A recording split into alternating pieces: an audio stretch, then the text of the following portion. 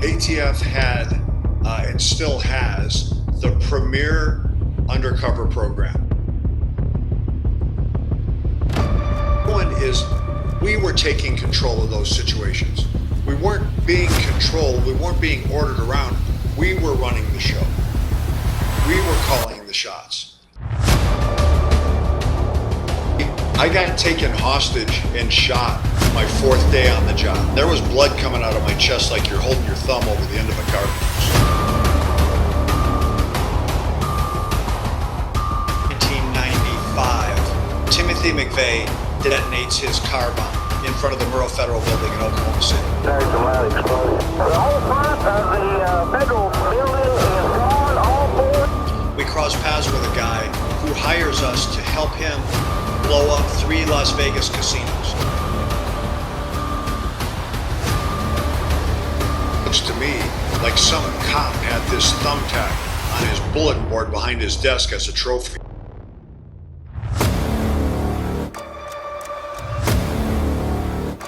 If you don't kill them, we're gonna kill you.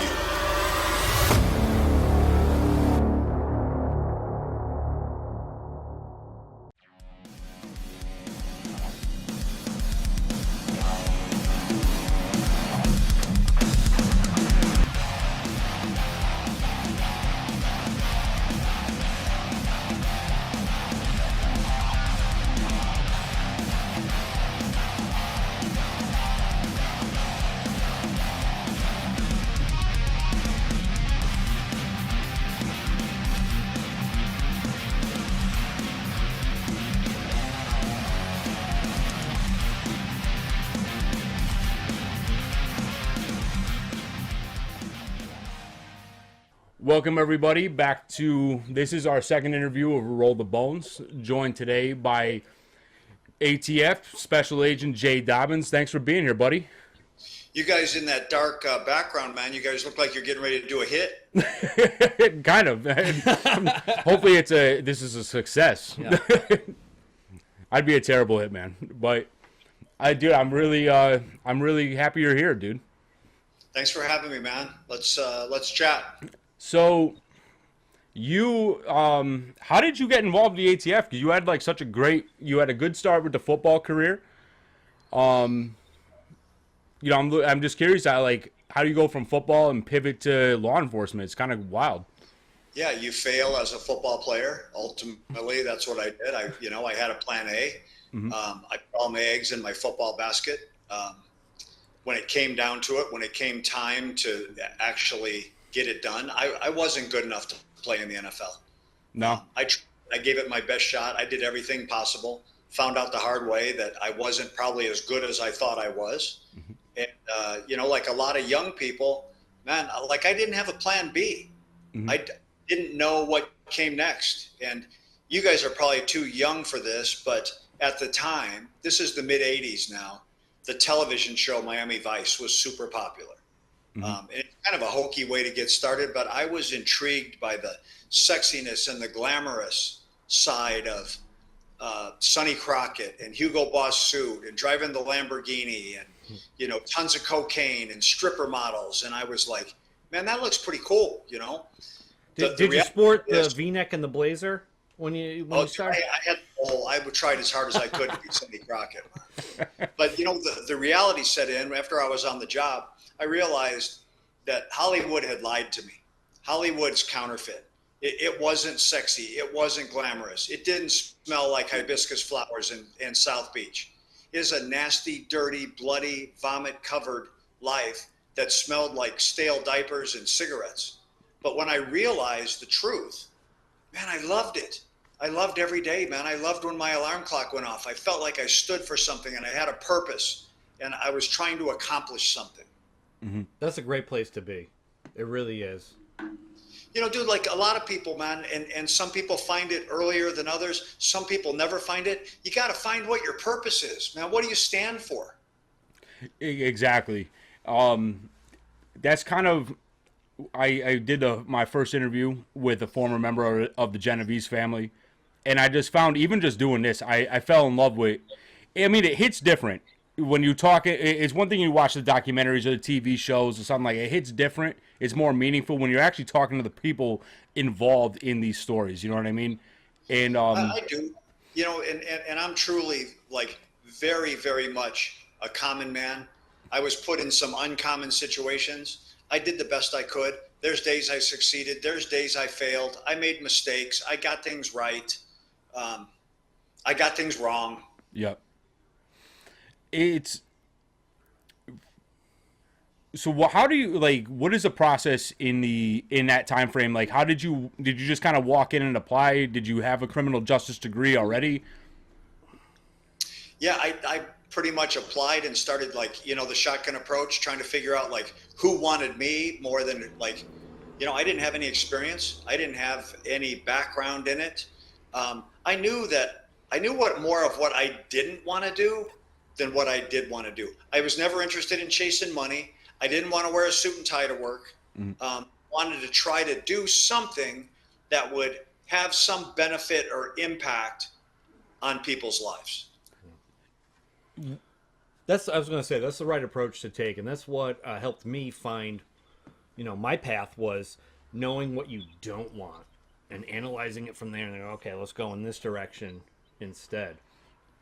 What was it like when you look at all the federal agencies? What was it that about the ATF particularly that drew you in? ATF had and still has the premier undercover program in federal law enforcement. Like, they had a long track record of great cases, great operators, people I could learn from, people who would mentor me, who were at the top of the business. And that, man, if you're a shortstop, you want to play for the Yankees. Right.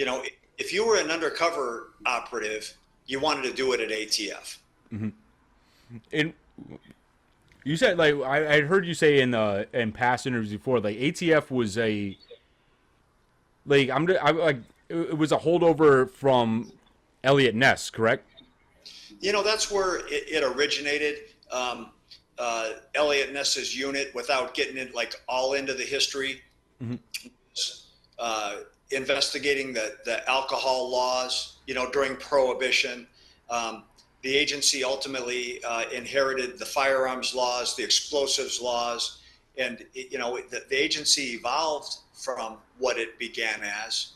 But ultimately, with our jurisdiction with guns and bombs and arsons and things like that, we ultimately became like the federal violent crime police. Wow. You know what I want to know? What's your most interesting story from all of this? Wow. He's got a lot. We get to the hard questions right away. Yeah, well, I'll tell you this. I'll tell you what was, I don't know if it was necessarily the most interesting, the most impactful case that I worked on, probably the most important case, which didn't get a ton of publicity, is in April, I believe, of 1995, Timothy McVeigh detonates his car bomb in front of the Murrah Federal Building in Oklahoma City. Right, 168 people are killed, 19 babies in the daycare center, and you guys, like, I don't know your ages, like, I still remember that. I remember, like, our country was in shock. I can remember the TV, the newsreels when I was a kid. You remember where you are too, like, in what was we hadn't experienced domestic terrorism like that. One of our own attacked us. Right. So there was remnants of McVeigh's crew, like, in the Las Vegas area. He had planned and strategized, in like plus or minus Las Vegas, Northwest Arizona. People that are familiar with the case will remember the name Terry Nichols was one of his co-conspirators. Another guy named Michael Fortier, who lived in Kingman, Arizona. Mm-hmm. They helped design the bomb. They helped design the strategy for what they wanted to do. But there was leftovers. And so me and my partner were sent to Las Vegas to try to infiltrate what was left of this anti-government movement that McVeigh was a part of. In that process, we crossed paths with a guy who hires us to help him blow up 3 Las Vegas casinos. He had targeted the Treasure Island, the Mirage, and the Gold Nugget casino. We ended up reverse selling him some C4 devices that he intended to use to like implode these casinos, which, you know, we infiltrated that scheme and we disrupted that plan. But you don't really have to have a crystal ball to imagine like how much carnage would have been created by detonating a C4 IED, you know, inside a Las Vegas casino. Wow.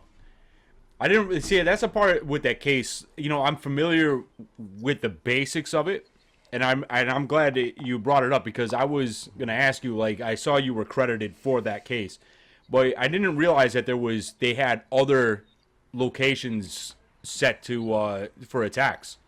The suspect in our case had a personal vendetta. Mm-hmm. The guy who owned those casinos was a guy named Steve Wynn, which was like a big time shot caller in Vegas. But what he wanted to do was he wanted to disguise this personal vendetta as like an anti-government attack. And so, you know, we got on the inside of that wire and headed it off before he could execute it. Wow. And that's not your only case that has been, I don't know, what would you say, very prestigious, has gotten like national coverage? Oh no, you worked a lot of I love, like, I mean, it's where to begin is really where to kind of go with it. But Operation Rooster, that you know, with the bombs, could you explain that one a little bit? Yeah, we had an informant that was an associate of the Aryan Brotherhood who was locked up, and he was making introductions via three-way telephone calls from the prison. Mm-hmm. Introducing me and my partner as debt collectors. He was reaching out to his friends, and in this debt collection process, we were buying improvised explosive devices, big and small, everything from, you know, PVC pipe bombs to like very sophisticated devices made from people who were bomb builders. They believed that we were using them on debt collections. Mm-hmm. And so, you know, over the course of 100 days, we bought 100 improvised explosive devices. We got, you know, assassination bombs from these guys. The case ultimately ended when one of our suspects murdered a rival and then came back to us to ask us to help us cover up and hide and conceal his murder. It's like it's crazy. Like, now you've worked so many different cases. You had such a lengthy career.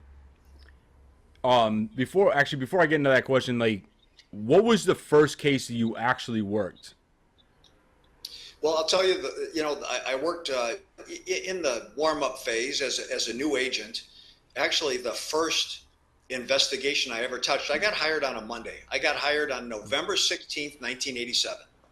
4 days later, November 19th, 87, from a Monday to a Thursday, I was part of an arrest operation where things went screwy. I got taken hostage and shot my fourth day on the job.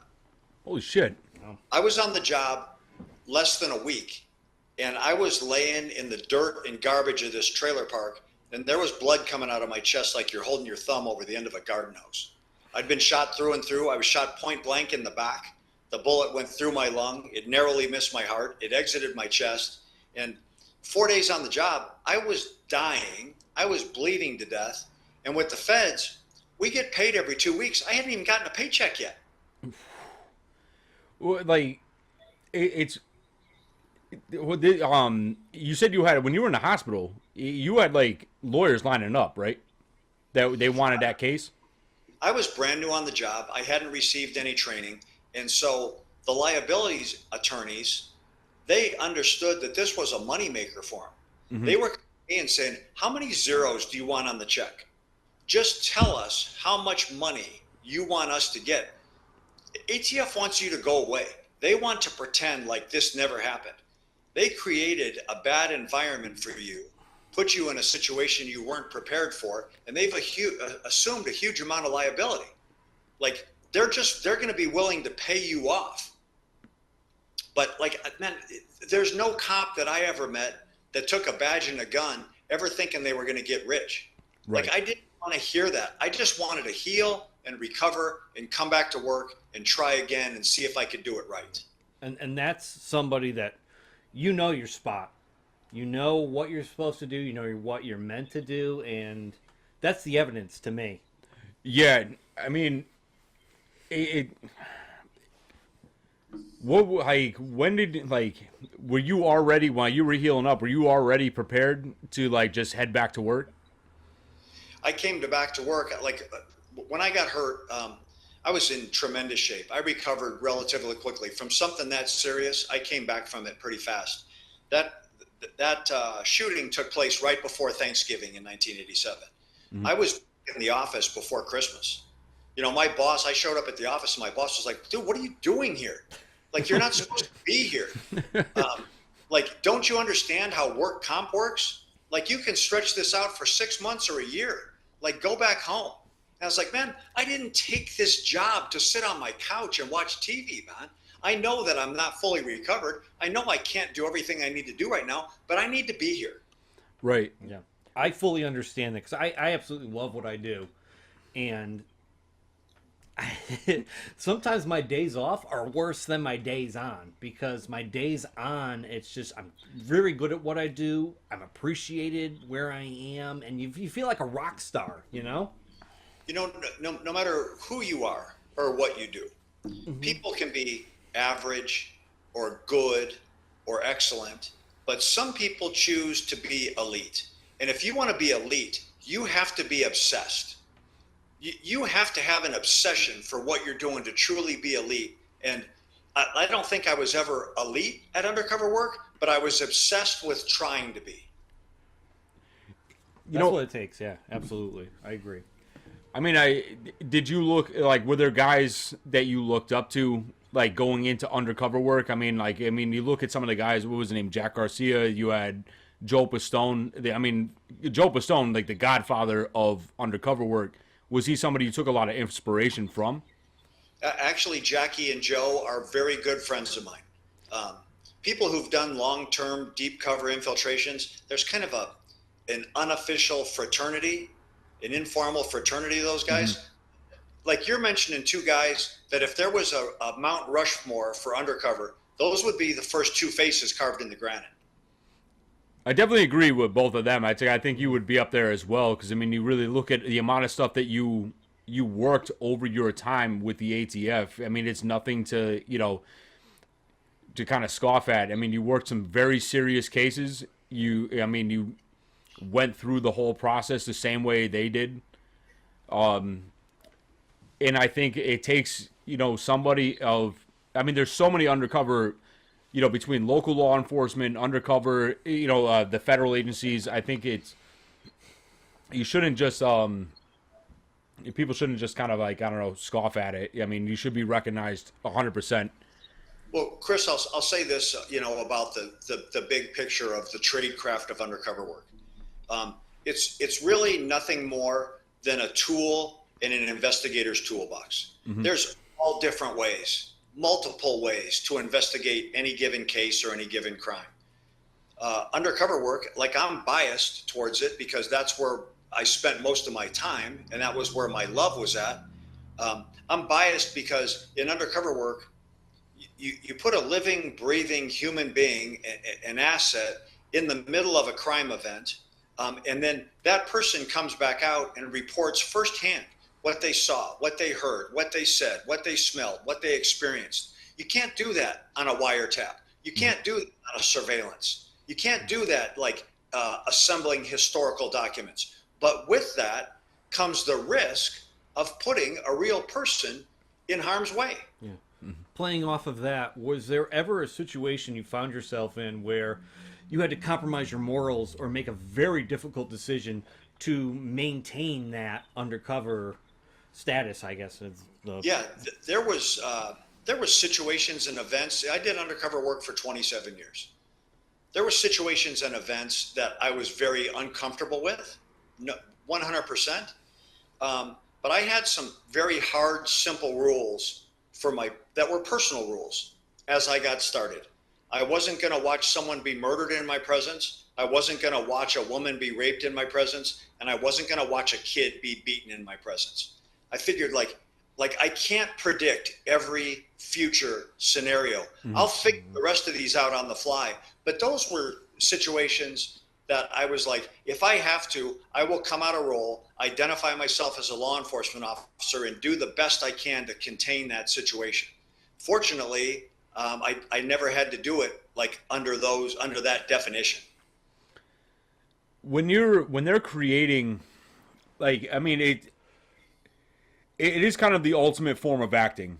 Like, you have to kind of blend in. Like, how do you build that persona to be able to fit in these situations? Well, like, I played the same role and was the same character time after time after time after time. And so I got very comfortable in my cover. I typically presented myself as a gun runner, as a debt collector, and occasionally as a contract killer. And so the more you do anything, the better you get at it. The times I told the lie, the better the lie got. And that was, you know, like I got very comfortable in that. And actually one of my regrets, failures, probably humiliations, is that over the course of time, I let what I did become who I was. And when that happens to you, like, you're dangerous. You're dangerous to yourself. You're dangerous to your family. You're dangerous to your partners. And I wish, in hindsight, now being out of the game, that I would have done a better job of containing that. I think you're being too hard on yourself, because from a psychological standpoint, that's something that's adjacent, if not called parallel process. And when you're exposed to an environment like that, human nature is just, they say you're the total sum of the top 5 people you hang around, which is why it was no surprise to me that you said you were friends with all those other prestigious ATF agents. So, but even from that, what did you learn? What did you take out of that experience? Well, you know, if I'm not honest and transparent and open with you guys in answering your questions, nothing stays credible. If I tell you a bunch of hero stories and a bunch of glory stories and never touch on the failures and the mistakes and the errors, then nothing I say is true. Nothing I say is believable. We're very big on that. Yeah, that's what this podcast is all about, is authenticity, just a raw, hey, this is what's really happening. This is the whole picture. And one thing I've learned, too, is that, you know, when you talk about your failures, that's when people connect with you. You can talk about your success and impress people, but if you want to connect with somebody, if you really want to have an impact, you talk about your failures. So I think it's admirable that you're so willing to just dive right into that. Well, you know, I'll tell you a story which, like, kind of maybe sums up why, like, and I appreciate you, Brian, saying that you think I'm being too hard on myself. I put a huge amount of battle damage on my family because I was selfish. I was chasing my career, doing the things I wanted to do when I wanted to do them. I justified it to myself, like, I'm trying to take care of people. I focused on violent crime. I wanted to get next to bad people who were doing bad things to good people. I did that as hard as I could every day. There was a time I'd been gone for an extended period of time. I come home and my wife says, "You can't be gone and then walk in this house and speak to me and the kids like we're gangsters." And in my self-defense, I was like, man, I'm not a light switch. I can't turn this on and off. People that do what I do for a living and treat it like a hobby end up dead. And then her response was, I understand that, but when you come to this house, you better dial a dimmer switch down and adjust that attitude. And if you can't do that, you're not welcome here. Don't come back. Jesus. I couldn't imagine. That must be such a difficult position for you to be in, because, you know, you do want to respect your family's boundaries and you don't want to sacrifice that relationship with your family. But I do get where you're coming from, where that's an all or nothing thing, almost like a method actor where you, like you said, you have to become that. And you have to maintain that, because if you slip up, that's your life. That's a true but humiliating story. But it's a reflection of when we talked about earlier about like people wanting to be elite. You have to be obsessed. Anybody, you name anybody out there who's elite in whatever it is they do, they're obsessed with it. Did your kids understand? You know, I know they had to be young when you were doing it, but did they understand the gravity of? Did you try to explain to them the gravity of what you were trying to do? My kids were born into my lifestyle. Mm-hmm. They did. It wasn't something that was dropped on them. They never knew any different. You know, my dad looks different than the other dads. My dad acts different than the other dads. Mm-hmm. And so, like I've been blessed with an amazing family. My wife is a billion times better than I deserve. You know, that there's been 1,000 occasions where when I came home, like everything I own should have been sitting out in the front lawn and the locks changed. And my wife, basically the easiest way to say it is that I've made a million mistakes in my life. I've done a million things I'm ashamed of. But between God and my wife and my kids, they've given me 1,000,001 second chances to try to get it right. That speaks a lot to your family. I think that's very admirable of them to have Agreed. that level of understanding. I mean, talk about like unconditional love. I mean, I couldn't think of another example that is nearly that strong. How did they? Well, No, go ahead. my wife is, my wife's very spiritual. She led me in that direction. I always believed I had God in my life, but I didn't always live my life in a way that reflected it. And I learned the hard way that if the only time you're talking to God is when you're in trouble, you're in trouble. That makes sense. No, I agree with that. Yeah, I think the value of gratitude I mean, is tremendous, but I'm sorry. you definitely, you've got to kind of, from a spiritual point of view, I mean, you really stood in hell most of the time. I mean, it's like, I feel like having that spiritual guideline at least gives you some form of protection, or even keeps your sanity, kind of delving into all the dark parts of life. You know what I mean? I always felt that,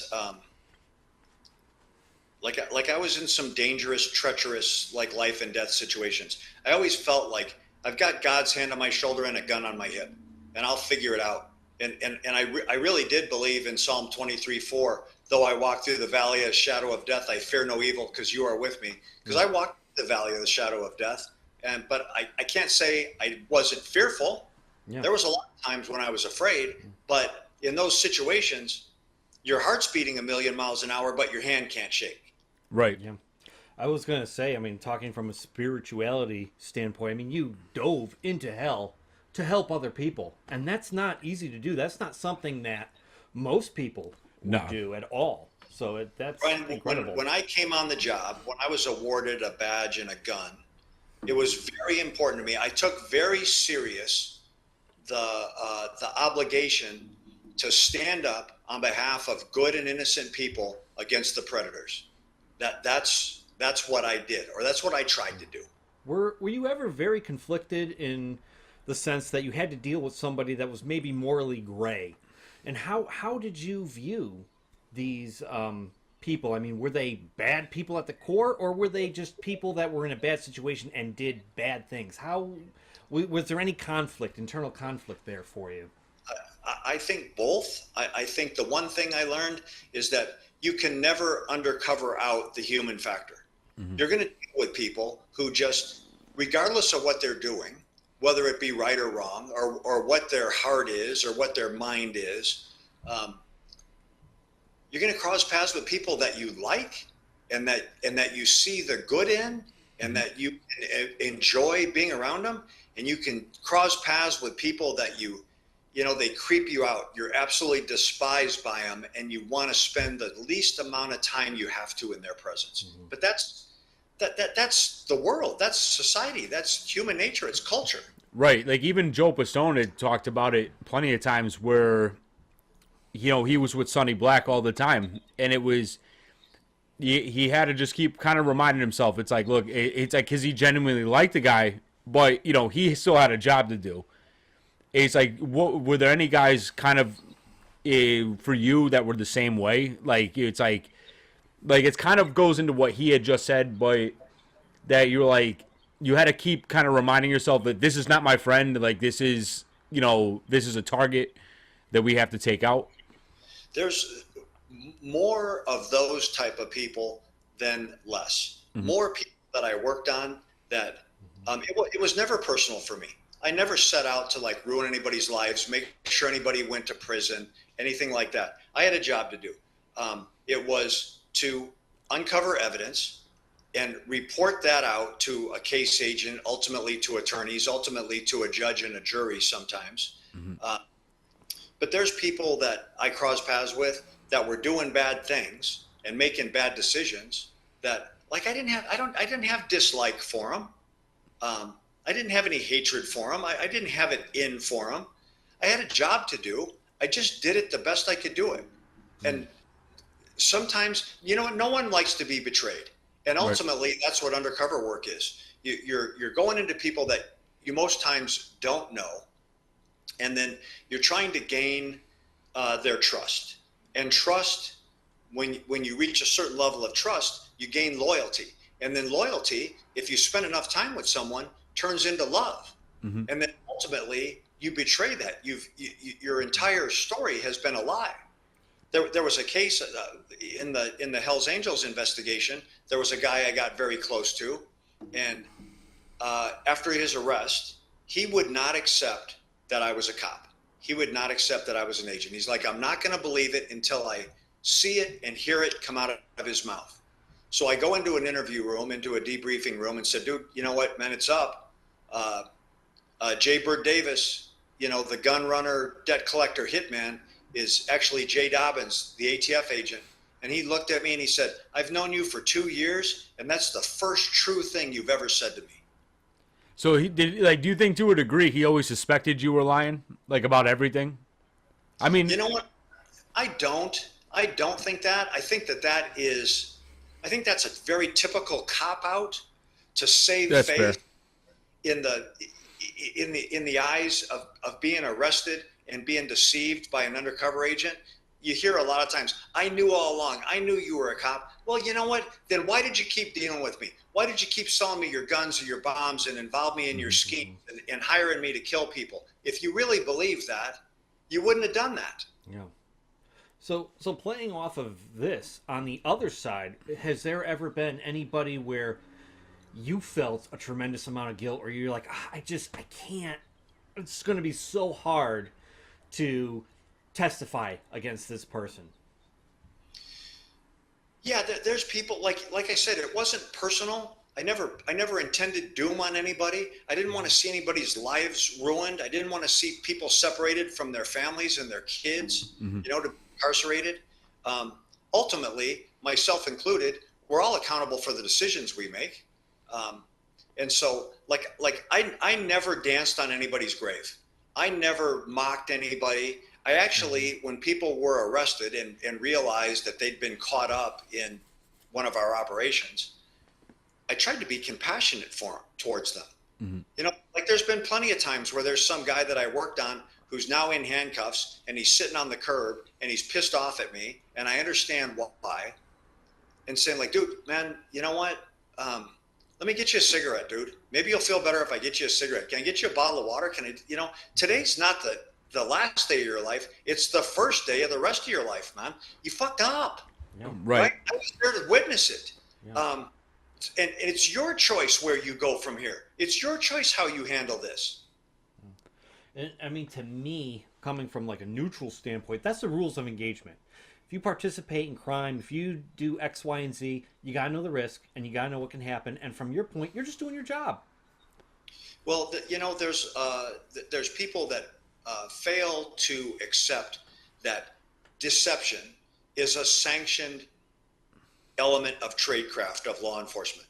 Cops are allowed to lie to you.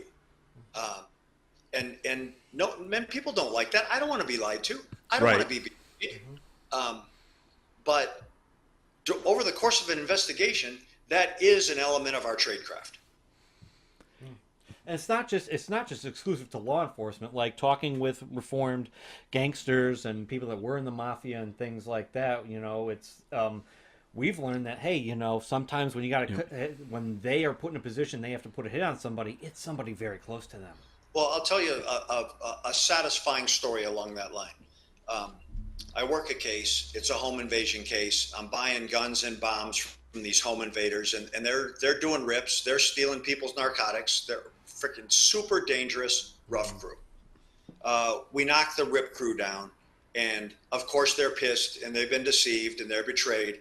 And one of them puts a murder contract out on me. Okay, You know what? Oh, it's cost of doing business, man. You want to do this, people are going to be pissed off. 20 years later, after this case ends, this kid takes a heavy lick, man.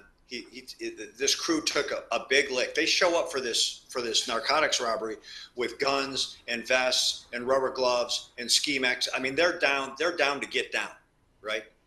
20 years later, I'm doing an interview for a television show, and they're talking about this case. They're interviewing me about this home invasion case. I do the interview, and what they didn't tell me was that the suspect who had put the murder contract out on me was in the same building. They had interviewed him, and he wanted to see me. They're saying, like, what do you have to say to this guy? And I'm like, man, I ain't got nothing to say to this cat. He had a freaking hit out on me, man. What do you want me to say to him, right? They walked this kid into my room. He's not a kid anymore. He was a kid at the time. Now he's a young man or a middle-aged man. And he said, dude, you saved my life. My life had two end games to it. I was going to be dead or in prison. You were just doing your job. Like, I made these decisions that put me here. I trusted you. All these things that happened ultimately saved my life and gave him an opportunity to get right. So there's not always a bad, tragic, hateful ending to every one of these stories. Yeah, that's phenomenal that you were able to hear that. Yeah. Well, really. And he apologized, and he was very sincere in his apology to me and to my family. And I'll tell you what I learned from that experience, and I learned it way too late in life, is that if I wanted forgiveness for my mistakes, I had to extend forgiveness to other people. If I wanted a second chance, in the errors that I made, I had to extend second chances. The problem that I've had is that it's way easier to forgive other people many times than it is to forgive ourselves. No, that's true. I mean, it's everything. I mean, in religion, it's all about forgiveness, and I mean, you're never gonna get right with anything that you've done in your life if you're not willing to offer that forgiveness yourself. And the forgiveness, that's for yourself. Exactly. Too. I mean, you really are offering them the opportunity. It's like, I know there's a lot of people that go on. I had I've talked to a couple people that had cooperated, and they, there's always that margin of people that are like, oh, well, they're talking to the feds, they're, a rat, they're this, a piece of trash. I think when they're faced with that stuff, like, I think they see it from your point of view. It's like they see everything that happened, and they're going to lose everything. They have an opportunity to have a second chance at life, and they take it. You know what I mean? But in some of these cases, they're not going against the Girl Scouts. So it's like, working with you is kind of their only option. It's that or get killed in prison or something else. Well, it's easy when you're on the outside looking in, and there's some guy who's in handcuffs, and he's looking at a 20-year lick, and he's not going to see his family. He's not going to ever experience his kids. And that guy decides to do something to help himself. Man, it's easy to call that guy a rat. That's a cop-out too. Because exactly. Ultimately, we make decisions that are in our best interest. Yeah. No, it's exactly a cop-out. They don't want to. When other people say it, it's it's ridiculous in that point. It's like people, you want to keep their mouth shut? You want to shut up and not say anything and take your lick? Okay. Hey man, take your lick. I can respect that. I can admire that. I But remember. if someone says, hey, I'm not going to take this lick, I'm not going down for 20 years, I'm going to help myself, I'll respect that too. Yeah, like you look at guys like, I mean, like even Sammy the Bull, like when he talked about his time. There's a point when I think that it's a humbling reminder of the life they've lived when the life betrays them a lot of the times. I mean, because even in crime, you're never going to be able to truly trust the people you're with. They'll kill you over a couple bucks. They get a suspicion. A lot of times, they just kill people just on a suspicion or a rumor. You know what I mean? John portrayed him. I mean, I'm sure you've seen it countless times where somebody gets picked up on something small and they're willing to give up the whole organization just to avoid minor jail time. You know what I mean? I've met Sammy before, and today's world, I didn't know him or never crossed paths with him when he was in the mafia. Right. But in today's world, he's a very peaceful, low key, humble man. Now, maybe life's experiences have brought him to that, but we all make our choices, Right. and our choices have consequences. Give me 1 second. I just got to use the bathroom. Yeah, and I think too, it says a lot about somebody if they've been through an experience like that and they've actively made the decision to say, hey, I want to live a better life. I want to be a better person. I want to step away from this. Even if they, like a tiger, it's hard to change his stripes. We are who we are. But even if someone just says, doesn't even go as far as saying, I'm going to live a better life. Even if someone just says, what I was doing, I'm not doing that anymore. Yeah. That's a plus.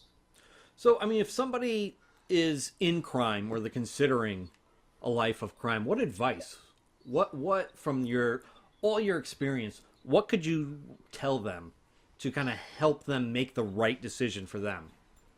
Everything we know about crime and punishment, and there's so much out there, right? You want to be a gangster? Go be a gangster. Be the best gangster you can be. But know this, we're coming. We're coming for you. You don't get a free pass. Yeah. Well, go live your gangster life. Yeah. I was going to say, like they say, if you're going to be on the side of crime, you got to be perfect all the time. If you're going to be in law enforcement, you just got to get lucky once. You just have to be successful once to catch these people. So there's a lot of risk involved. There's no one who is going to be so good in their life of crime that they're untouchable. Yeah. So the book Freakonomics talked about that a lot. So if you're interested in that, Freakonomics is a good read. I'm talking to our listeners right now. But the opposite side of that question, I'm going to ask you, if someone wants to get into law enforcement, what advice do you have for them? Well, I think, in this big picture and in today's world, law enforcement suicide is epidemic. Cops are killing themselves over PTSD and stress and things every day. So my advice would be, go out and be amazing. Put your dent in the universe. Go change the world. Along the way, love your God, love your family, love your friends, love your partners, but don't forget to love yourself. Yeah. These people lose the love of themselves, and they make decisions that are full-time decisions to part-time problems. Yeah. And especially for men, I think human nature is we fall into that trap of, I got to take care of everybody else. Yep. And then I put myself last or not at all. And then you also have that compounded by suicide rates in men because they don't talk. They don't go to therapy. They don't do what they have to address these very real issues that take an impact on your mental health. It does. And cops in particular, I had a cop tell me once, I'm sure you heard about it, in a town right next to us, there was there was 2 cops that were ambushed in Bristol. It was like maybe 2 years ago. They were killed. It started with a bar fight. They were executed outside. They weren't even on the shift. The ambush was actually supposed to be for the guys that were on second shift. They ended up it was the third shift guys that caught those bullets.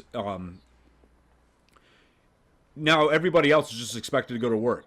So like when a cop said, like this cop was telling me, he was like, you're expected to, when you get up, your day is not going to be full of pleasant stuff and, going and, doing charity stuff and, toy drives and stuff like that. The first case of the day might be something small, a car accident. Then it's going to be an overdose and a young kid dies. Then it's going to be, somebody, a domestic dispute. And he's like, you never know what scenario you're going to walk into. And then you're just going to go and you're going to go home and that's it. And then you're expected to do it day in and day out. So to the audience, whether you do or don't like cops, whether you do or don't admire lawmen, I'll respect whatever your position is. So every time, like these patrolmen out there, every time they meet someone, they're meeting that person on the worst day of their life. They're meeting them in bad situations, right? So their alarm clocks go off in the morning and they pour their kids some Cheerios and they have a cup of coffee with their husband or wife. And then they leave their families to go out and protect families that they don't know. They leave their families with no guarantee they ever get to see them again. And they're protecting other families so that they can have the privilege of seeing their loved ones again. They know that they're going to be ambushed. They know they're going to be videotaped and assaulted and shot and stabbed and spit on. And they still go. They still get up every morning knowing that that's how the world looks at them, and they still go out and serve their mission. Yeah. So when I was younger, I was involved in really small time stuff. In even the area we were under investigation for a bunch of different stuff. It wasn't what they thought it was, but enough for them. We had enough going on to investigate. And I think back then, from the other side of the fence, you look at it completely different. Like, it's like kind of fuck the police and all that. They're just harassing me. But now from the other side, it's like, I wish people would just shut the hell up. Like, now you have people that are purposely antagonizing cops. They stopping you for, like, maybe your taillights are out and you've got the camera in their face. They're messing with them. And they're just trying to get that internet drama. You know what I mean? You cross paths with people who are pissed off and they're saying, like, the lick you just put on me was for something that's insignificant. You shouldn't have wasted your time on me or on this event. Okay.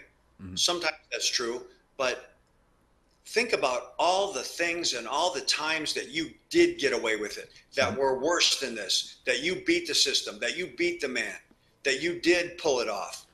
Like, reflect on that too.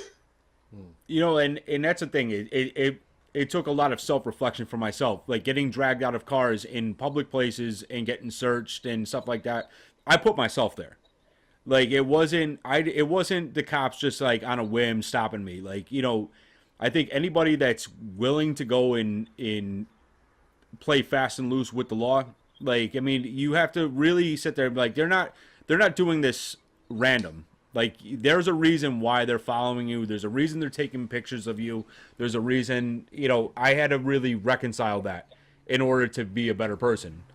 But I did have an interaction. I kind of want to steer it in this direction, but I did have an interaction with the Hells Angels in this area. Mine was a little confusing. I became friends with somebody in one of the coalition clubs, like, who ended up, it's just like, you make a friend, and then you end up meeting the Hells Angels themselves. My first interaction going to the clubhouse, I expected Sons of Anarchy. I walked in, there was one guy asleep at the bar, and the rest were watching a claymation Christmas movie, and I walked in and like, what the fuck is this? You know what I mean? But then the farther in you go, those coalition clubs, you start seeing, that's what kind of got me away from doing anything on the street. Because then you start see it, you're not some small time shit anymore. You're starting to see how dangerous you are. You're watching the debt collection in real time. I watched somebody get beaten with a tire iron over $500. I saw the mobs that mob stomping when somebody disrespects somebody in a bar. When there's 5 guys stomping you out, I think that was enough to kind of like get my shit together. But what was your interaction? Like, why was the Mesa Clubhouse, why was that your target? Well, I'll speak to my experience with the Hells Angels, what I lived through. that gang name, that death head insignia, that center patch, that signifies their religion.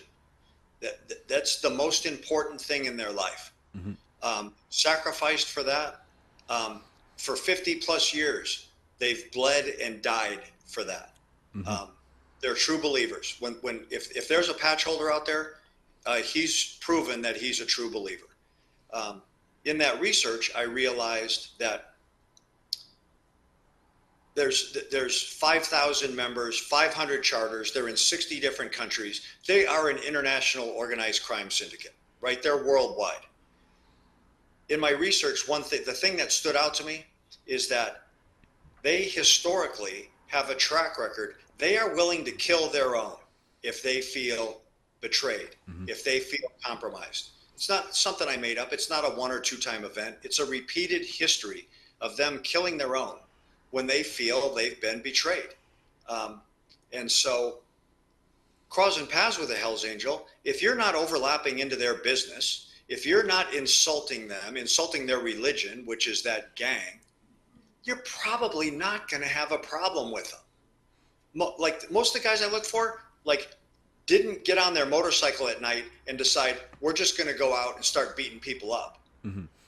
But you cross paths with them in a bad way, you insult them, or you overlap yourself into their business in a bad way, man, there is a fatal price to pay. Like it was a member of the Hells Angels. He was an old timer, definitely, definitely maybe 60s, 70s. He had joined. He told me straight up. He was like, "Look around you." He's like, there was a lot of young guys in this particular charter. He's like, "This life is for the birds." He's like, because when he joined, he said it was about riding. It wasn't about like all this other crap. He's like, these guys, they'll stab you in the back over nothing. When I was coming in, when I was prospecting and hanging around and making my way, a very influential Hells Angel in Arizona told me, so like, if you come with us, I can make you 2 promises. Friggin' violence and prison. Those are guaranteed. That's part of the world we live in. It's going to be violent and you're going to do time. I was like, that's your sales pitch? He's like, that's the truth. Why did the ATF, why was the ATF targeting the Mesa clubhouse in particular? Or was it just Arizona in general? It was Arizona in general. The Hells Angels were like, no one was checking them. These guys were being violent with impunity and repeated over and over again. We had an inn at Mesa. Mesa was a very powerful, big charter in Arizona. 25 members. They were affluent, beautiful clubhouse. Their clubhouse was like a Hells Angels museum with paraphernalia and historical documents. It truly reflected what the Hells Angels have become. I said earlier, they're an international organized crime syndicate. They don't like that label. I'm sorry, but it fits. But really what they are is they're part of Americana. They're part of American history. They're part of the history and culture of crime and punishment. I was going to say, how close do you feel the reality is to the, an example like Sons of Anarchy? Did they take care of their community? You did mention that they were kind of above the law. Did they work with law enforcement at all? Well, I think it's no secret that the Hells Angels do their toy runs, their toy drives. Christmas time, they're taking teddy bears to kids, in the hospital. I get all that. Like I don't dismiss that. I don't try to minimize that. Do you think they actually believe it, or is it just a PR thing? Well, I'll tell you. Like I was at a toy run, and I had a teddy bear strapped to the back of my motorcycle, and at the same time, I was doing a meth deal in the men's room. So, you see, that's the thing. It's wild about it. It's a lot of these things you see them. It's all like it seems to be typically cover stories. Like, oh well, they trying to. It's like appease the media or say like, oh we're doing all these nice things. We're not a criminal organization because they never say that we're a criminal organization. We're a motorcycle club or people. If certain charters get nailed, to be like, well, some people are bad eggs. You know what I mean? the one thing that like I never understood, I really don't understand to this day.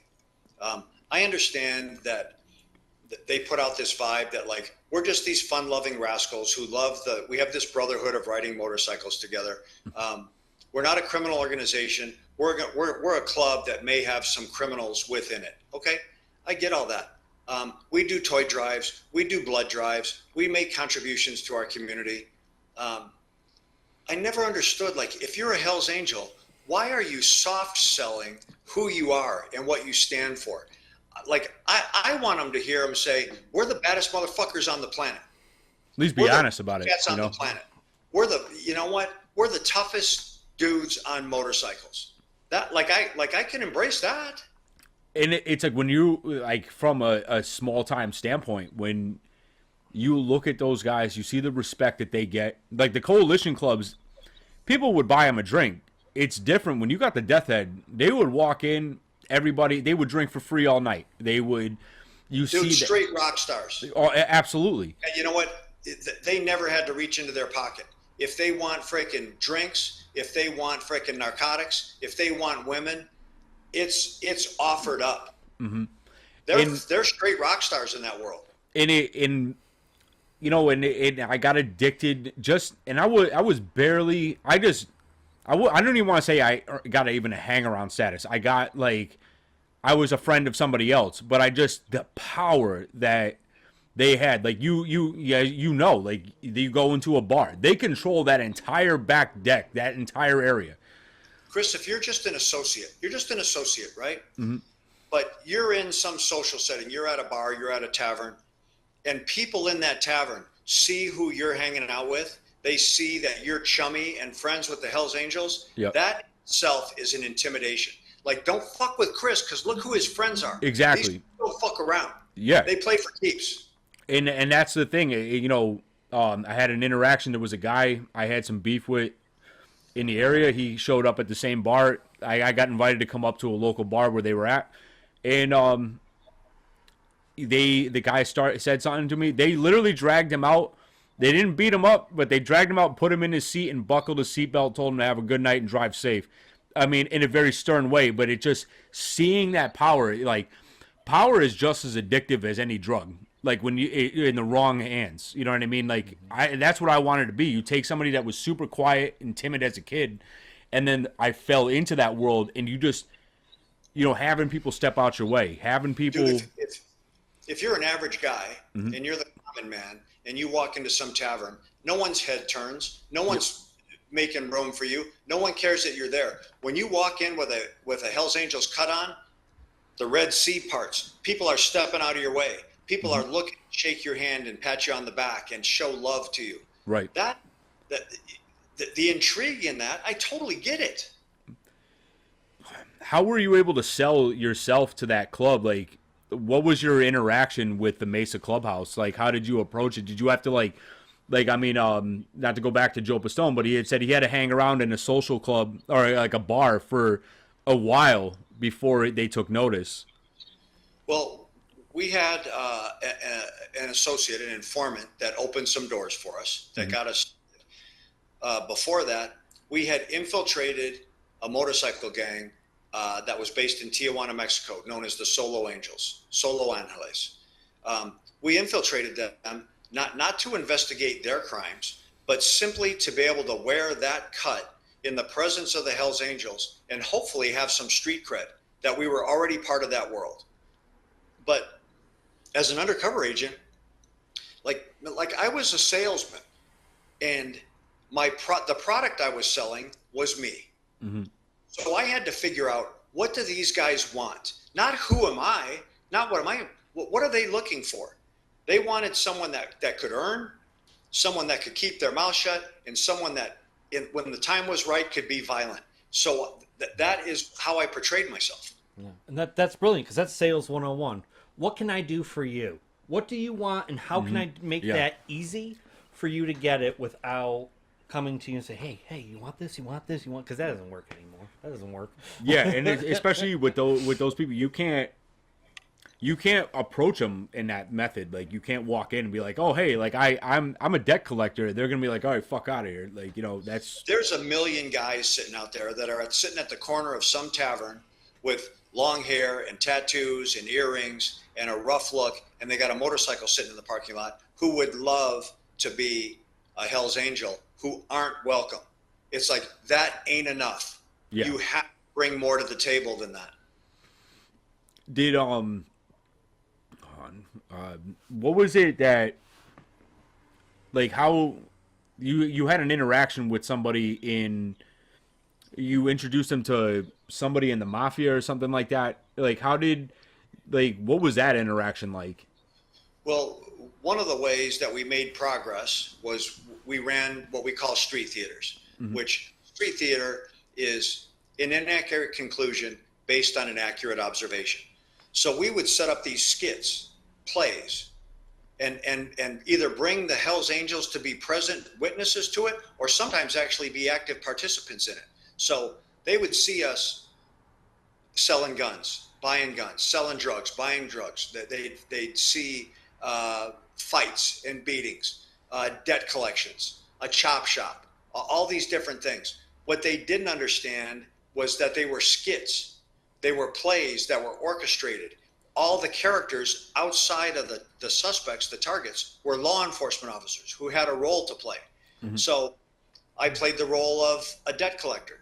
So we're going to Vegas. I'm going to be in Vegas with some of the boys. Yeah. Hey, you want Mr. Big? You want to meet my mob boss, the guy I do the collections for? Yeah, absolutely. So we go into a place, and it's a skit. It's a play. I'm meeting with other cops who pretend to be John Gotti. Yeah. They play that role, and they play it amazingly well. So I introduced the Hells Angels to this guy who they know historically from the things I've said. Now with their own eyes, they're seeing it, they're hearing it, they're smelling it, they're believing it. Yeah. They're meeting who they believe to be a mob boss. It was all just a big play. It was all a big hoax. So just to clarify, is that the only way you were able to build credibility without doing something that was against your morals and things like that? Or did you actually ever have to go in and collect a debt or do something that you were uncomfortable with to prove them? Or Yeah. was it the majority was just these skits, as you were saying? We did plenty of legitimate gun deals and drug deals, and we did debt collections, and we did stuff like that that were legit, that were not part of some orchestrated play. But by doing those, like we were minimizing the need to, like, what we were doing is we were taking control of those situations. We weren't being controlled. We weren't being ordered around. We were running the show. We were calling the shots. And so, man, control is important. With you being in Arizona, did you have any interactions with Sonny Barger, or even and it's in California, but George Christie, or even up in Chicago with Mel Chancey? Yes to all the above. I crossed paths with Sonny. Yep. I found Sonny to be a pretty charming guy, man. He very personal, like with me, very personable. You could tell he was smart. All those. I've said this many times, publicly and privately. If Sonny Barger had used all his leadership skills for good, he would have been the CEO of a Fortune 500 company. And that goes for all those guys. George, Mel, Chuck Zito. Chuck Zito's got a massive personality. Everybody loves Chuck. Yep. And the few times that I met him and crossed paths with him, like, he's a charming guy. Like, you wanted to be like Chuck. If you were in that world, it was like, man, I'm never going to be as good as this dude. They were royalty. They were Hell's Angels royalty. Yeah. What was George Christie like? Did you have any face-to-face interactions with him? I've come to know George more after my investigation than before. When I crossed paths with him, there was one time when all these the shot callers were all together in San Diego for a funeral. Yeah. And it was like they were all at the same table. It was literally like Knights of the Round Table. these were the who's who of the Hells Angels. And you know what, man? I maybe should have been more aggressive than I was. I was like, man, I ain't trying to break into this. I'm on the edge. I'm a nobody. And I wasn't fearful. I was just like, these guys have no interest in me. Right. And they weren't doing anything wrong. If they weren't doing anything wrong, if they weren't committing crimes, if they weren't being violent, I didn't have time to waste with them anyways. What would a prospect even be allowed to go up to random presidents like that and just say, "Hey, how are you?" Or were you expected to show respect? Yeah, like, you know what? I don't know what the overall protocol is. I know that I was always tried to be very respectful of those shot callers. Unless I knew someone well enough to speak directly to them or speak to them without being spoken to. Yeah. Like I was respectful, but that helped me. Yeah. They understand, yeah, man, this cat knows where he stands. He knows he's not one of us. He's being respectful to us. Mm-hmm. How high did you That get had up? its own benefit. I was gonna say, how high did you get up in the organization, just out of sheer curiosity? Personally, I was never nothing more than being at the bottom of the totem pole. I was always a low level guy. But these guys who are shot callers, some of those names we mentioned, those guys have been in the club for 20, 25, 30 plus years. That like they weren't handed those positions of leadership and influence. They earned them. So it wasn't a realistic possibility to go in there for a few years and really rise up the ranks. Yeah, I'll tell you a story at this same trip in San Diego. Like, I was on guard duty at the San Diego clubhouse. And I was taking my job serious. When I got posted up, I had a Hells Angel tell me, man, there's Mongols all over the place here. Like, at any second, someone could roll a hand grenade at your feet, and you better dive on it for everybody else here, right? That was the mentality. So I'm out, I'm by myself. I'm like just doing what I'm supposed to be doing. Sonny Barger comes up to me, and he's got a plate of food. He's like, man, I seen you been standing out here, man. Let me get you something to eat. And I'm like, no, sir. He's like, no, he's like, it's okay. Give me something to eat. I'm like, look, like, I have a job. I have a responsibility to do. I appreciate you bringing this to me. I didn't know if it was a mud check. I didn't know if it was a test drive, if I was going to let my guard, if I was going to like relax. I didn't know. And I played it 100% straight. I was like, you know what? There's a time and place for me to eat. It's not right now. I have a job to do. Enjoy your day. What was his reaction to that? You know what? I don't know that I recall him having any significant reaction to it. I think he understand that I understood who I was and what I was there for. So it seems like you were treated with respect, even though you were relatively new to that. Well, group. Respect isn't given. Respect is earned. Mm-hmm. So and that's in any walk of life. So I tried to be respectful, and I tried to treat people the way I wanted to be treated. And the Hells Angels are no different than that. You disrespect them, you're going to get disrespected times 10. You treat them respectfully, you're going to be respected times 10. Yeah, like it's a weird dynamic. I was fortunate in the people that I had met.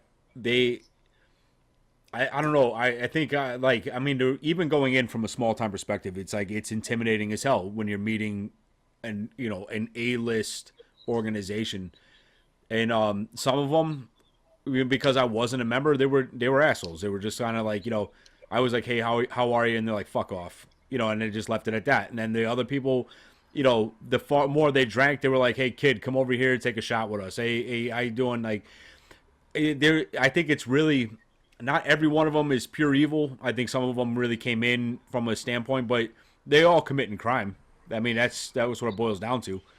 My experience is that I had more positive experiences, more positive reactions than negative. There's always someone who wants to profile in front of you and not give you any respect. But you know what? Is that just the Hells Angels? Is that just the criminal community, or is that life? That's just life.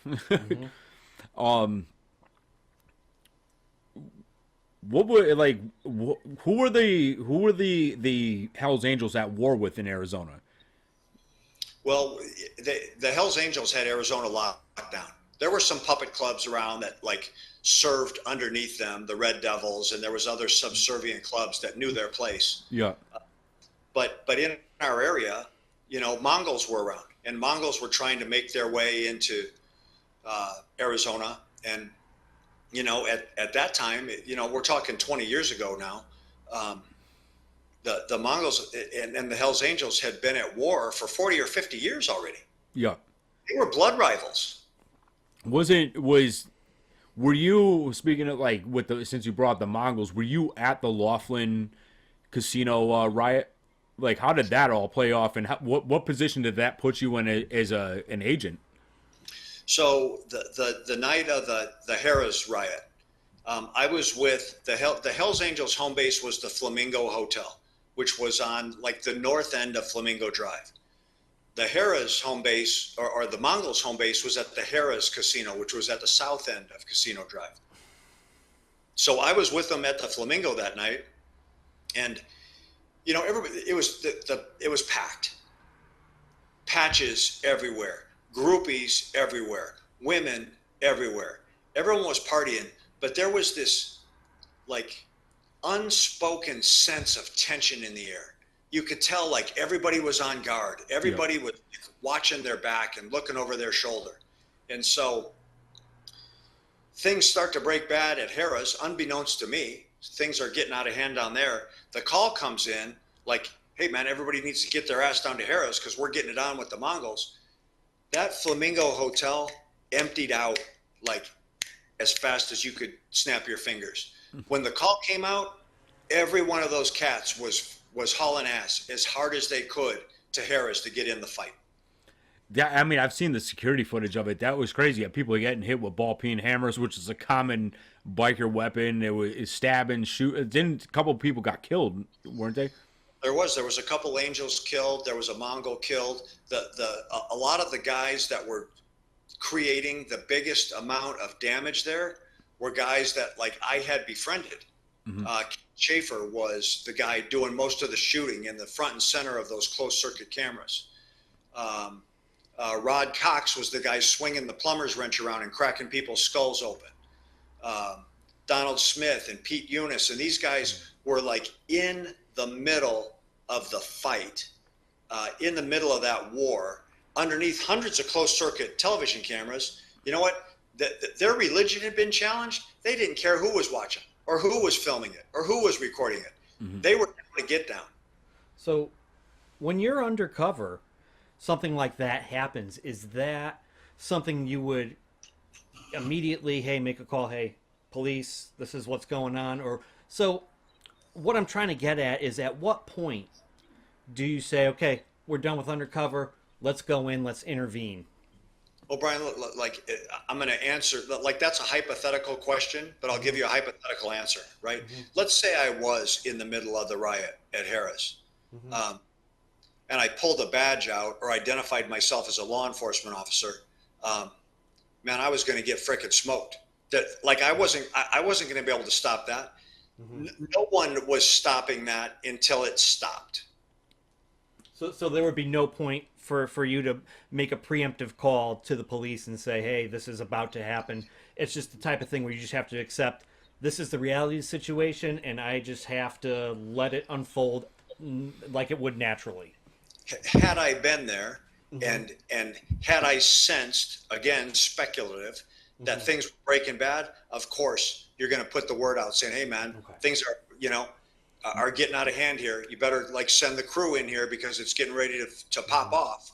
Yeah. But once it broke bad, you could have had 50 cops in there, and you know what? They were going to be observers trying to contain it because it went like a lightning strike. Yeah. Yeah, if you watch that footage, it goes from nothing to mayhem in a matter of seconds. There's a standoff. There's this conflict starting. The Hells Angels start flooding in. Now it's like clearly defined sides, and there's like somewhat of an argument, negotiation going on, And then a Hell's Angel named Ray Folks, kicks the drink out of a Mongo's hand and then continues forward. And at that point, it was every man for himself, man. It was Angels versus Mongols. And that wasn't going to end until the last guy died. Did you have any interactions? Isn't Banditos like a big presence out that way? They're heavy in Texas. They've got a presence in New Mexico, and they're around. But Arizona's pretty locked off. Arizona's Hell's Angel territory, man. And if you're an outside club and you want to come to Arizona, like, you better get a hall pass, because if you're here unauthorized, you got some hard questions to answer. Mm-hmm. Did it, like, now what happened with the situation where they tasked you? Didn't they task you to, like, there was Banditos coming through, you had to kill them? Well, how did that play out? I was in the Skull Valley Charter at that time. You know, I got to the Skull Valley Charter, bring all your hardware. I show up at the clubhouse. We're going to Vegas. There's some Banditos that are going to be up there. They don't have our permission to be in town. And I was told, we're going to put you on the point. When these Banditos show up, we're going to be watching. If you don't kill them, we're going to kill you. Mm-hmm. They never showed up, did they? Well, that was one of the examples that Brian gave. I was able to get the word out, like, hey, this is what's going down, man. I'm rolling towards Vegas. Like, somebody needs to intervene. And so the cops found the pack of Banditos and stopped them before they ever got to where the ambush was going to be. Holy shit. Like, it's crazy, like, because they would have shot you if you think for certain, like, if you hesitated, do you think they would have just killed you right there? Yeah, well, you know what? I knew this. I wasn't doubting what they said to me. There was no nonsense, man. These dudes weren't fucking around, and they weren't, like, giving me instructions to see if I was going to freaking hold my mud or not. They were serious. Yeah. Like, what was, like, Mesa Mike, was he the president of your charter? No, Mesa Mike, his involvement, he was a member in Mesa. His involvement, like my overlap into his involvement, he was present at the murder of a woman named Cynthia Garcia. Mm-hmm. Cynthia Garcia is brought to the Mesa clubhouse. She comes to party. She comes to have a good time. And she says the wrong thing at the wrong time in the wrong place. She insulted the Hells Angels. And they boot stomped her to the brink of death. Then they put her in the trunk of a car. They took her out to Apache Junction, which is a kind of desert, more rural area outside of Mesa, and cut her head off. That is what they felt was an appropriate reaction or response to being insulted in their house. Mesa Mike was present at that murder. And he had fled down into Mexico, right? No, that was there was a Hell's Angel that went on the run after our case closed up. Yeah. Named Paul Eichscheid, who actually was also involved in Cynthia Garcia's murder. And then he became a fugitive and was spent an extended amount of time in Argentina, I believe, before the marshals found him. Holy shit! Like, is it? Cause I remember reading. I couldn't follow who they were referring. I was actually watching it, but they were talking about one of them was a stockbroker that became a member of the Hells Angels and fled. And that was Paul Eichscheid. That was Paul Eichscheid. You see, and that's the other thing with the Hells Angels that's crazy. I mean, they've got people that are doctors, bankers. You know, they're from all walks of life joining the Hells Angels. There was a member in Mesa, actually a pretty pleasant guy to be around. He was an America West pilot. This guy was flying a commercial jet with hundreds of civilian passengers on it. He was a Hells Angel. It's completely crazy. You know, I know pilots typically don't get paid that much, so it's a hell of a way to supplement your income. I could see why The guy, you know what? He was handsome. He was clean cut. He was charming. He had a good personality. He didn't have anything like outside his sleeve cuffs or below his collar that you'd see. So if this dude was walking through an airport, you know, carrying his pulling his pilot bag behind him, he looked legit, man. He looked like what he was. He looked like an airline pilot, like someone you would trust. Right. Was there ever a situation where you kind of underestimated like the intelligence of like the people you were working with or investigating? Because I mean, a lot of them are pretty street savvy, but did you ever think you can outsmart them? You know what? That as an undercover agent would be a fatal flaw. Like you never underestimate who you're dealing with, and you're dealing with people that aren't necessarily book smart. Mm-hmm. You're dealing with people who don't necessarily have high school or college degrees or advanced degrees, but they're street smart, man. They didn't get to where they're at by being street idiots. Mm-hmm. They know what time it is, on the bricks. Aside from like your first incident where you got shot, what other close calls? There was one I'm referring to, like with the outlaw business card. Like, how did that even happen? Like, Yeah, I was working an investigation in Macon, Georgia, and we were working on a gang known as the Iron Cross, which were outlaw associates. So I had an outlaw business card that had been in my undercover wallet for years and years. From when I worked in Chicago for a while, I had actually gotten it from an outlaw in Chicago, in Joliet, Illinois, and so I intentionally dropped my wallet at this Iron Cross bar. I wanted them to. I intentionally dropped my wallet. I wanted them to find it. I wanted them to go through it and see all my pocket litter, and hopefully, in an unspoken way, add to my credibility, so that I could call and say, "Hey, man, I dropped my wallet. You guys got my wallet?" Yeah, because I knew they would go through it. I knew they weren't just going to pick up a wallet and not see whose it was or what was in it. And the guy who I ultimately retrieved the wallet from, there was a little pinhole in the corner of the card. And he was like, dude, explain this card to me. Told him the truth. I was in Joliet. I used to hang out up there. I got it from an outlaw. It's been in my pocket for years. Mm-hmm. I don't have a bigger explanation for it than that. Mm-hmm.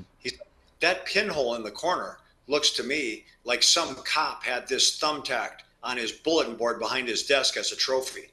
And I was like, fuck, that's true. That's it. It had been there, right? This is a guy who no one would have been overly impressed by his intelligence. But the fact that he found that little tiny detail and challenged me on it, I was like, I had huge respect for like this guy's street smarts, man. This guy's playing the game for keeps. Yeah. And he pulled a gun on you, right? He did. He was holding the gun in my face the whole time he was questioning me about that card. How do you hold it together? Like, 'cause you have to have like the ultimate poker face, to like not shake it. Like you said, like, you can't have your hand shake because otherwise you probably would have gotten shot right then and there. Like, how do you keep it together? Well, you know what? I think with time, with experience, with like having been, you don't just come out of the academy and say, I want to work undercover, and then find yourself in the middle of a Hells Angels clubhouse. I had spent 15 years before the opportunity to work the Hells Angels case was ever presented to me. Mm-hmm. I had bought guns big and small, from street guns to shoulder launch rockets. I'd bought bombs from PVC pipe bombs to servo activated remote control IEDs. I'd bought dope from dime bags and 8 balls to cartel level dope. I'd been involved in home invasion infiltrations and murder for hire schemes. So when that opportunity was presented to me, like I had 15 years of tradecraft underneath my belt. It probably still wasn't enough. I'm not sure that you ever get enough experience. But you've been in enough situations where someone is holding a gun on you. Someone is challenging your story. Someone is questioning. Someone doesn't believe you. They don't trust you. So you just You develop the skills to get through those. So with that specific situation, how did you get out of it? Was it as simple as, hey, if you want to launch an investigation, call them up? It's a hole. I can't explain it. Or, how, like, I couldn't imagine what you could have done to, one, maintain your composure like we were just talking about, and two, come up with something that would get you out of that. You know what? I didn't try to invent something. I told them the truth. Yeah. I said, dude, I don't know what you want me to say. I picked this up from an outlaw in Joliet. It's been in my pocket for a while. You're asking me about why there's a hole in the corner of it. I don't have an explanation for it, which That's not a good answer when you're undercover. I don't know is never a good answer.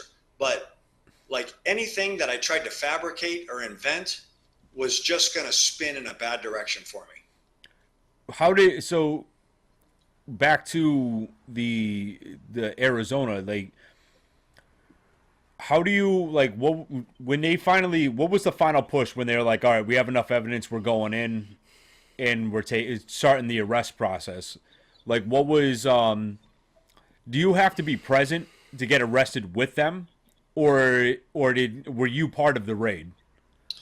There are times when the undercover is taken down with the suspects to extend the life of the cover story for various reasons. Mm-hmm. Hell's Angels case, I was not. I was not present when they were taken down. What was the fallout of the case? Like, how did the Hell's Angels take it? Like, did they come after you, or? Yeah, when they ultimately learned that Jay Bird Davis, the gun runner, debt collector, contract killer, was Jay Dobyns, an ATF agent, the tiger doesn't change his stripes, man. The threats started coming in. Murder contracts were issued. They ended up in the hands of the Aryan Brotherhood, the MS-13, 18th Street. There was lone wolves, threats against my family, threats against my wife and my kids. The summer of 2008, my house was burned to the ground by arson assassins. Holy shit. And so like I said many times, these guys play for keeps. In what was it? There was an issue with the case. Didn't the prosecution kind of drop the ball after all the work that you all did? When the case ended, I believe we indicted 55 Hells Angels and associates, 16 of them on RICO charges. Mm-hmm. And I will say this before I completely answer your question. That case today, based on evidence, testimony, all the things that are used to take a case into a courtroom, that case is every bit as winnable today as it was in 2003. Mm-hmm. What happened is that the prosecutors and the case agent could not see eye to eye on how to deliver the case into the courtroom. And that internal argument led to the reduction of charges, sometimes dismissal of charges. So like as an investigator, for all of us, super frustrating to spend that much time and make that commitment for that length of time to see it turn out to be something less than you believed it was capable of. Mm-hmm. was that was rough. I would imagine I can't even imagine like how like it would go through your head, because I mean you think of all the manpower, the money, you away from your family in dangerous situations, for them over not seeing eye to eye to have that, and so I'm gonna imagine a lot of dangerous people walked because they couldn't get their shit together. You know what I mean?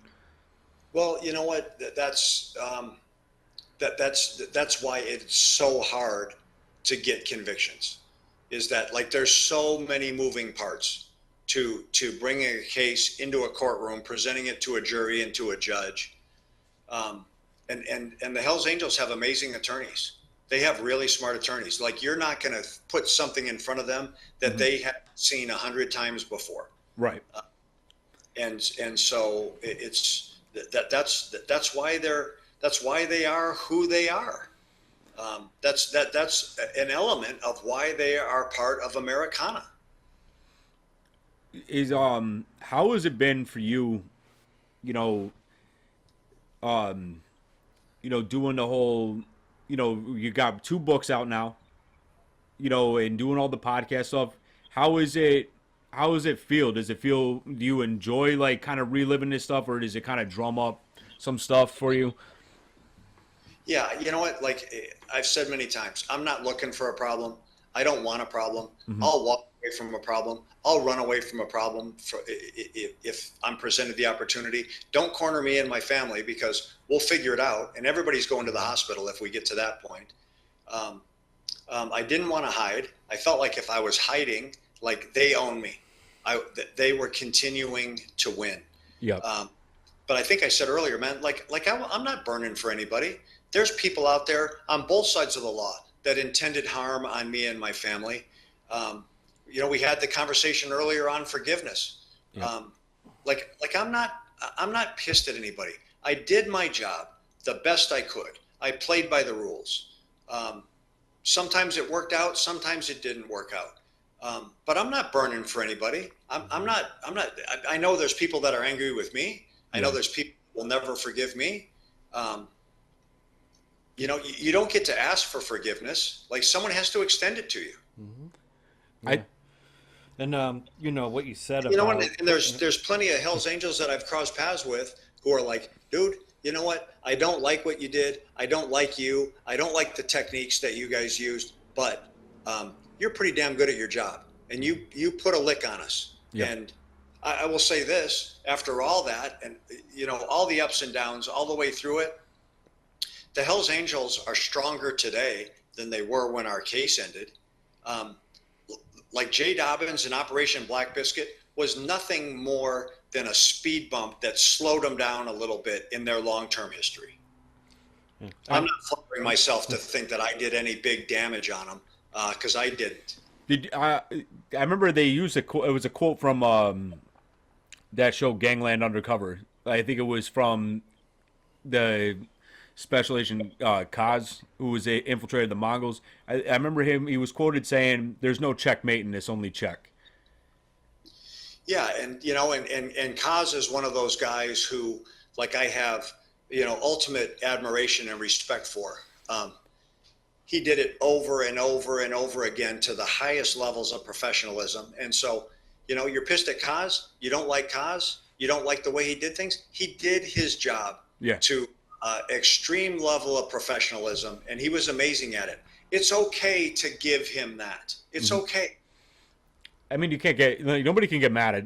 You can get mad you got caught. That's what they should be getting mad at. You shouldn't have been doing what you were doing. If you didn't want to, get swept up in it and get arrested, then don't break the goddamn law. Yeah, Kaz is as good as it gets. And you know what? You want to stay out of jail? Don't commit crimes in his presence, and you won't go to jail. Right. Which is basic accountability. Do you think what's your current standing with the ATF today? You know what? I'm not sure how ATF feels about me. I challenged them. I had a handful of executives who I challenged them because they didn't handle the threat situations that I was facing and my family was facing properly. Yeah. I think there's people, like, in my dispute, in my fight with the agency, I burned some bridges, man, and I made some enemies, and I made some hard feelings. I love ATF. There's some people that went out of their way to make me as miserable as they could, that were supposed to be on my side. But that's not the agency. That's a little perfect storm window of corruption that I faced. I've always had admiration for the men and women with their boots on the ground who are out there trying to make a difference. So it's like, it really boils down to, it's just politics, like office politics. Did they feel like, did people like in the agency feel like you were trying to take their job? Well, you know what? I will say this. The machine of government is like a steamroller, and it's going to move forward, and it's going to crush anything in its path. And if you're stupid enough to stand in its path like I did, you're going to get crushed. It's not stopping for you. The machine is too big to care about the individual. That's fair. And in my limited case, so I work with children, teens that have been victims of abuse. They have some form of trauma. And I've worked with people that have worked with DCF, which is the government organization that deals with that. And their story is very similar in the sense where they tried to stand up to do what was right in direct opposition of, hey, this is how we operate. And that's why they left the organization, because they got steamrolled. They couldn't do what they believed was right and take care of these kids, take care of these teens, because the bureaucracy, the system was just not for it. It was just do what you have to get through.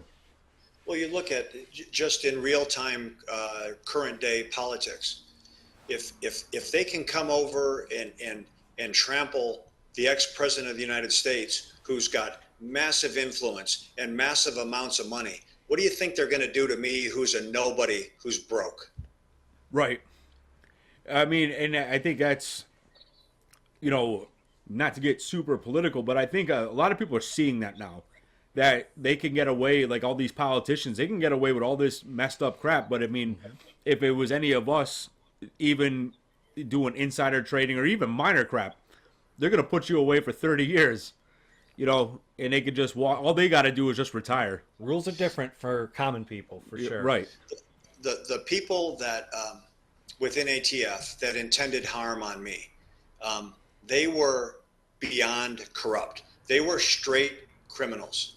They should be in jail. But you know what? The higher you go in the machine, the more insulated you are. Those guys always get safe landings, man. They're retaliating against people with a safety net. And if they get caught, they're going to end up on their feet. It's just the way it is. Yeah, because all they're going to do with their safety net is they're going to land on all the bodies of everybody else underneath them. So the more of you they throw off the top, they're just gonna step off. It's like falling off the couch rather than the roof. And so in the eyes of ATF, somehow, by me challenging that and calling that out and proving the allegations I made true, like, how am I the bad guy? Right. Like how did I turn into the bad guy? Because I spoke the truth? Yeah. Well, if you're in a toxic, negative environment with bad people and you're the good person, it's hard to survive in that situation. And the opposite is true, too. If you have the majority of people are good, the bad people are going to get the short end of the stick, too. What I hang on to, I continue to hang on to, after the beating I took in that process, is that the truth never changes. The truth is the truth. It was the truth then. It's the truth today. It'll be the truth a million years from today. Yeah. And they know that too. I mean, it's really, and especially with freedom of information, it's really hard for them to say anything otherwise, because you could pull especially for Black Biscuit, you could pull all the case records of it. I mean, there's no secrets. There's no hiding. And there's no hiding from mistakes that were made either. Like, you make mistakes, you do the best you can. If you make a mistake, if you do or say the wrong thing, then own it and say, man, I screwed this up. If I had to do it over again, I would do it different. I didn't. I made a mistake. I wish I hadn't. And that's, I mean, people owning it, that's kind of like what the whole point of this is like, I've had too many friends of mine that have died, well, both of us, too many friends that have died of drug overdoses. 7 who I was close with personally, 23 over people I know overall, and the rest are in jail for, they're going to be in jail for the rest of their lives. I mean, it's like, I really want people to kind of like own the shit you're doing and get your shit right, because it's like the drug problem is out of control, and I'm hoping this platform, they hear from guys like you and they hear from other people that have left crime and got their lives together, that everything is brighter on the other side. Like, you don't have to be defined or corralled into this. Like, there's so many options. There's some people that deserve and have probably earned a life in prison, but there's more people that deserve a second chance. I think everybody should get a second chance. We make mistakes. You should get a second chance. Yeah, I think what did you refer to it as, toothpaste crimes? If you can't put the toothpaste back in the tube, like you were saying, there are some people that are beyond, but I believe the same thing, that people deserve a second chance if they have not committed one of those toothpaste crimes. All right, I think I'm going to take us out of here. Yeah, it's like, I really appreciate you spending the time with us and talking about it. Your career with the investigation is something I really enjoyed, like, researching and looking into. So Jay Dobyns, the author of 2 books. Yeah. So where can our listeners find you with those books? My books are No Angel is the first one, Catching Hell is the second one. They're both really easy to find on Amazon. We'll make sure, like, the links and everything will be down below for you to find the books. I really appreciate you spending the time with us, Jay. Yes, Thanks for having me, you guys. Yeah, good chat. Thanks, man. And do you want to take us out? No, we're good. All right. So this has been Roll the Bones interview with Special Agent Jay Dobyns. The path is undetermined. It's what you make it. And then we're out.